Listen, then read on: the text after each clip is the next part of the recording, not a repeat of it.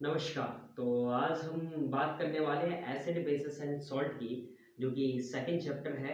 और क्वेश्चंस भी बहुत अच्छे खासे बनते हैं इसमें से बोर्ड एग्जाम्स में, चाहे फिर वो सीबीएसई आईसीएसई हो या फिर आरबीएसई हो, सभी में इक्वालिटी है। और कुछ हम इसमें बात करने वाले हैं टॉप 10 एमसीक्यूज के बारे में डिस्कस करेंगे, जो मेनली डिस्कस किए जाते हैं और ज़्यादातर पूछे जाते हैं। तो चलिए स्टार्ट करते हैं, लेकिन उससे पहले आपको काम करना पड़ेगा, सब्सक्राइब करना पड़ेगा चैनल को, ताकि इस तरीके के क्वेश्चंस और कंटेंट आपको मिलता रहे। चलिए बात करते हैं, which of the following is a strong acid. तो हमको बताना है इसमें कि इनमें से कौन सा जो है वो स्ट्रॉन्ग एसिड है। आपको पता है कि जिसमें हाइड्रोजन आयंस है, जिसमें हाइड्रोजन आयंस मतलब H प्लस आयंस होते हैं, वही सबसे जिसमें जितने ज्यादा हाइड्रोजन आयंस होंगे उसमें वो उतना ही स्ट्रॉन्ग एसिड होगा। इतना तो हमको पता है। तो acetic acid, citric acid, hydrochloric acid और कार्बोनिक एसिड, तो इनमें से सबसे ज्यादा किसमें हाइड्रोजन आयंस होते हैं। एसिटिक एसिड में इतने नहीं होते, ना ही सिट्रिक एसिड में होते हैं और ना ही कार्बोनिक एसिड में होते हैं। बचता है हमारा कौन सा, HCl। तो the correct answer is HCl। क्या है करेक्ट आंसर? HCl। समझ में आ गया कौन सा है? HCl। ओके, नाउ अब हम बात बढ़ते हैं सेकंड क्वेश्चन की तरफ, जो कि है हमारा what is the pH of pure water. किसका बताना है? प्योर वाटर का हमको पीएच बताना है। पीएच जानते हो, जो कि एसिडिक बेसिक कैरेक्टर को हम उसको क्या करते हैं, 7 से अगर लेस देन, हमको पता है sir according to the pH scale, more than 7 basic in nature. कैसा? बेसिक। और लेस देन 7 कैसा होता है? Acidic in nature. कैसा होता है? Acidic in nature. तो एसिडिक होगा सर या फिर बेसिक होगा, वो डिस्कस करेंगे। लेकिन ना तो यहाँ पे वाटर एसिडिक होता प्योर वाटर, ना ही बेसिक होता। तो ना ही ये वन होगा, वन होगा तो ये कैसा हो जाएगा? Acidic, highly acidic. 14 होगा तो हाईली बेसिक हो जाएगा, और 5 होगा तो भी ये कैसा रहेगा? Acidic nature. The correct answer is 7। तो करेक्ट आंसर क्या है हमारा? 7। प्योर वाटर का पीएच जो होता है वो कितना होता है? 7 होता है। क्लियर ना? अब हम बात करेंगे, हमारे नेक्स्ट क्वेश्चन की तरफ बढ़ते हैं, जो कि है थर्ड क्वेश्चन, जो कि क्या कह रहा है? एग्जाम्पल पूछ रहा है। क्या पूछ रहा है? एग्जाम्पल पूछ रहा है। किसका एग्जाम्पल पूछ रहा है? Basic salt. किसका पूछ रहा है? बेसिक सॉल्ट का एग्जाम्पल पूछ रहा है कि इनमें से कौन सा जो है वो बेसिक सॉल्ट का एग्जाम्पल है। सोडियम क्लोराइड NaCl, जो कि हमारा क्या है? कॉमन सॉल्ट का एग्जाम्पल है, जो कि बिलोंग करता है किससे? सोडियम फैमिली से। किससे बिलोंग करता है? सोडियम फैमिली से बिलोंग करता है। राइट। फिर आता है हमारा अमोनियम क्लोराइड। क्या आएगा हमारा? Ammonium chloride. ये भी कहां से? ये भी बिलोंग करेगा हमारा। अब सोडियम कार्बोनेट, ये बिलोंग करता है हमारा, जो कि बेसिक इन नेचर है। कैसा है? Basic in nature. कौन सा है? Sodium carbonate. और सोडियम कार्बोनेट का फॉर्मूला क्या होता है बेटा, अगर मैं पूछूं तो? सर सोडियम का क्या होगा? सोडियम का होगा सर Na, और कार्बोनेट का क्या होता है? CO3। CO3 हमको पता है। क्या पता है बेटा?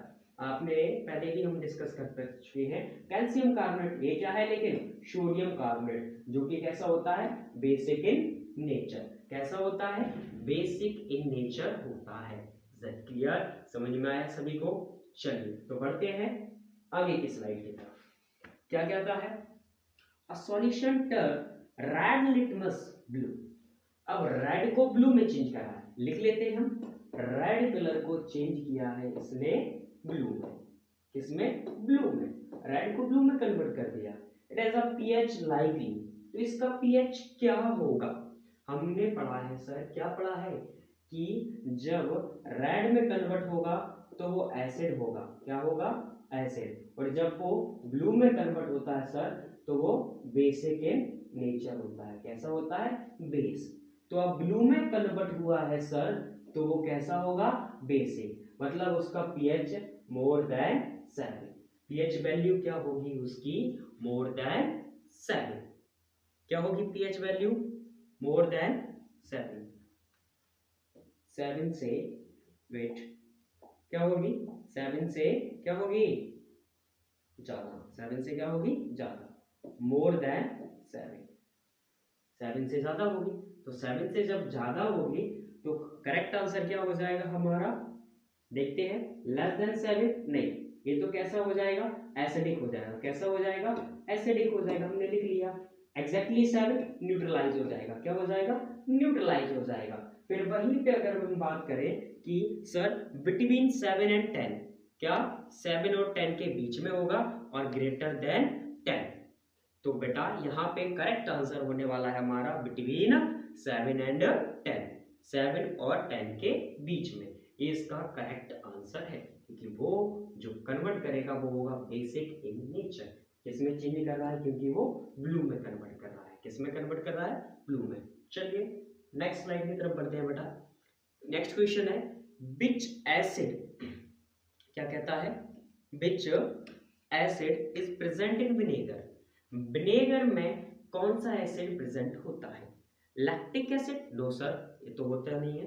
कहाँ पे प्रेजेंट होता है, ये तो कर्ड में प्रेजेंट होता है सर, ठीक है। टर्ट्रिक एसिड टेरामाइन में होता है।